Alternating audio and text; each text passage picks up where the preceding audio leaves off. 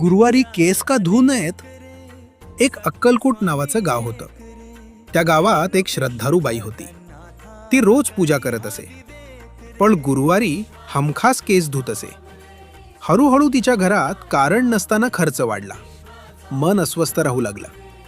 पूजा करूनही समाधान मिळेना.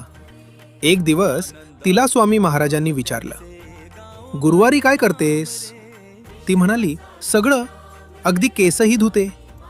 स्वामी हसले आणि म्हणाले, गुरुवार हा गुरुचा दिवस आहे. केस धुणं म्हणजे शरीरातील ओझ व लक्ष्मी तत्व वाहून जाणं. त्या दिवसापासून तिनं गुरुवारी केस धुणं थांबवलं. मन शांत झालं, घरात स्थैर्य आलं आणि पूजेला खरी एकाग्रता मिळाली. स्वामी महाराज म्हणतात, श्रद्धा अंध नसते, ती अनुभवातून येते. अशा माहितीपूर्ण कथा ऐकण्यासाठी व्हिडिओला लाईक